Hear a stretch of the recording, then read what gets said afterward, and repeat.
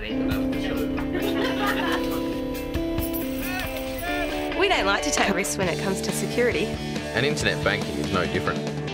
With the Bendigo, on top of our usual login details, we've got a security token that generates a new PIN every time you log in. So even if someone does get our login details, they still can't access our accounts. So if you'd like extra security when you're e-banking, there's only one bank you need to know. You need to know the Bendigo.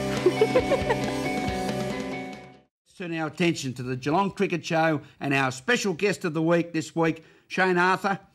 We've talked about your experience at Dowling Shield level, your Premier League experience or Premier Cricket with North Melbourne, but you can't take the boy out of Werribee, can you? That's really been your home ground.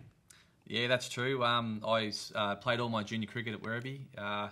Grew up in the Hoppers Crossing area and basically made my way through the grades and went to North Melbourne, came back and then was lucky enough to play in some premierships there and got a lot of friends down there and very close mates, and it just got to the point where it was a bit. I'd moved to Geelong for work, so I decided to choose a club, and Geelong West was the club. And good luck to the Rams, and no doubt that inimitable character of Geelong cricket, yes, the man who talked to Sir Richard Hadley in very good terms when he belted him over the fence at Gadinia Park for the odd 6 and 4, Randall Whitten. You know, Teddy was partly responsible for getting into the Geelong West Rams. Yeah, Teddy's he's a very good man. He's Geelong West, his blood running through him, and mainly I did have an affiliation with Glenn Tallarico and also Tony Spence. I knew both of those guys reasonably well, which was probably the main link. But Teddy's he's definitely a great Geelong West man through and through. It was interesting, Rollo. I just happened to run into Teddy a year or so ago, and he said, well, come down to the pub and have a little bit of a drink, and I've got a story to tell you about this bloke from Werribee. He's a beauty. Really, Teddy. So he was right on the pace. Right on the pace. Shane, how have you enjoyed yourself at the Geelong West Rams, West Oval, and playing GCA Division 1 cricket this season? Yeah, it's been fantastic. It's just been great. The guys down there are a fantastic bunch of guys. There's a lot of talented guys down there, but we are a very young club. We're on the way up, so I guess it's my role now to try and build the club into a successful unit. Where we've taken good steps this year, even though the first 11 was a little bit disappointing, but the club in general have taken steps in the right direction, and hopefully next year we'll take a couple more steps in the right direction as well. And yes, get Geelong West back into its halcyon years. But viewers, you might notice that on Shane's right wrist and hand, he's got it well supported and strapped. What's the injury problem, Shane? I've torn a ligament in my wrist, and I've also got a slight stress fracture of the ulnar, which I guess it's just an overuse injury or something. I'm not really quite sure how I did it, but it just gradually got sore as the season progressed, and once the season was over, I went and got it diagnosed, and I now have to wear a brace for a few weeks. So hopefully that'll fix the problem. When you look back over the season with Geelong West, I mean, at the start of the year, there was doubts about whether or not cricket was going to be up and about. West Oval certainly has been a wonderful ground again this year, and as you say, good talent on the ground, but.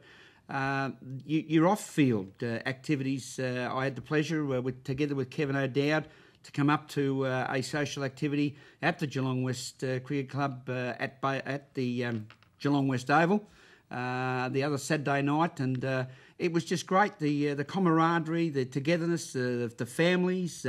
It was a wonderful night. Maxie Finnemore there running the night, a lot of local identities, and really starting to bond into a strong club as a off the field activity is concerned. Yeah, look, there's no doubt the club's taken massive steps in the last, or since I've arrived, in the right direction. From previous reports, they were battling along there for a few years ago, but with the leadership of the Spence family, Tony and Tanya, and like you said, Max Finnemore, and there's a few other guys down the club there that are just really putting in the hard yards to make the club work. And like you said, that function was fantastic, and we've also had a couple of other functions very similar throughout the year. So the off-field side of things is really running well now, and yeah, I'm confident that in the next season or two we're going to be a really strong club in the GCA. Where do you see the direction of GCA cricket going? Is in regards to its playing level. Are we going to see an uplifting of the quality of cricket at GCA Division 1 level? Yeah, I think so. I've seen a lot of every team we've played this year have had some really good young cricketers coming through. There's still the strong clubs like your East Belmonts and your South Barwons, but nearly every club that we've played this year have had one or two young blokes in their side, and we're no different. And they're talented cricketers. They're going to be really good players. And look, I don't think there's any problems with cricket in Geelong. There's participation right through all the grades.